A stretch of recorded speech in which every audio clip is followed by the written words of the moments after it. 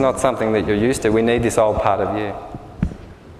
So I've watched this, people get sad around actually finding what they're looking for. It's a little bit strange, isn't it? So how do we do all of this?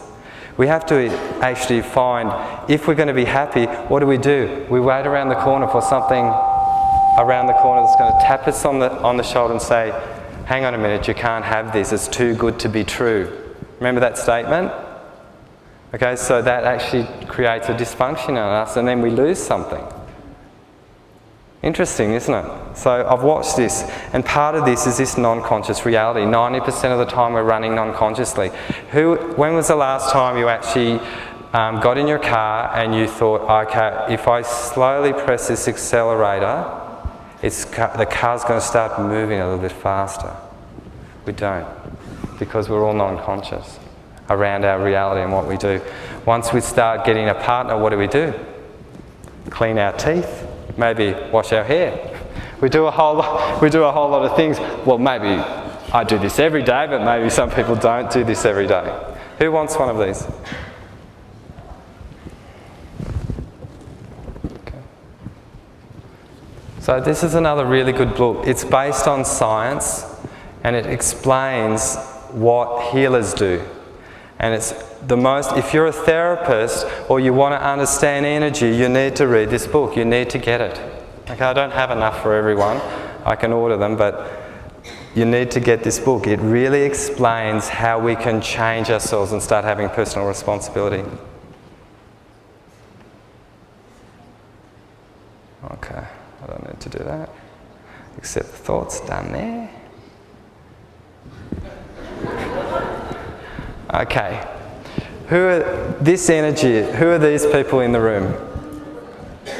Okay, these are all the feelers, okay? And I love this face. Okay, these are the really, really gifted people, okay? They've got so many gifts and so much awareness, but they don't know what to do with it. The key to this is actually going inward and not going outward. That's the simple approach to this. Does that make sense? Everyone who feels too much needs to actually go inside and stop feeling everyone else's energy. If you're feeling everyone else's energy, you get anxious and worried about everything, don't you?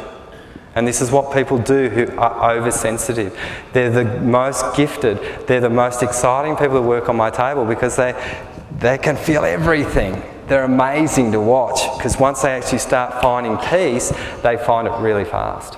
But then they can actually change it really fast into a mess too, which is pretty interesting. But the more they experience being that sensitive nature and actually not reacting to the world, they change really quickly. So they're really gifted. So if you have people that are really, really sentient and really sensitive, they're people to learn from.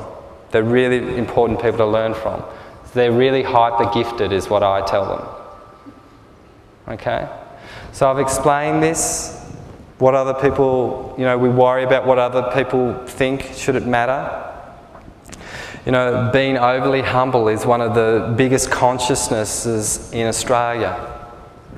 We don't do well at saying we're okay. Okay, this comes from a convict consciousness that we have to be told and assured that we're okay. We actually need to snap out of that. Who are the best teachers for us? Americans. They are. They actually get into things. What do? We boo our Prime Minister.